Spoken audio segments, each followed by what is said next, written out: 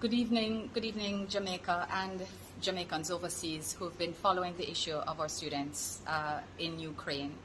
I wanted to let you know that the 24 students that left Lviv earlier today, you heard about their bus drive being disrupted, so that they had to take the rest of the journey on foot, that they have reached a border point, an agreed border point. Of course, these areas are extremely crowded, so it will take time for them to go through. Regrettably, we understand that 2 of the students are not feeling well, one in particular because of the cold. She's currently getting care in an ambulance now at that border crossing point. Miss Seeley and our Polish contact on the other side are on their way to the border point, and they do have a heated bus that is ready to accommodate the 24 students when they will have crossed through.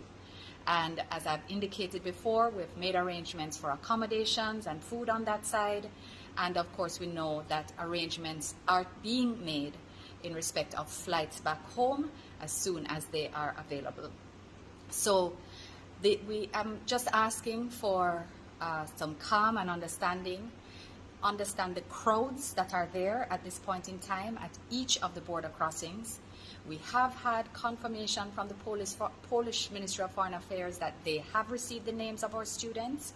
We have sent them formally, so they should not have any difficulty in entering Poland.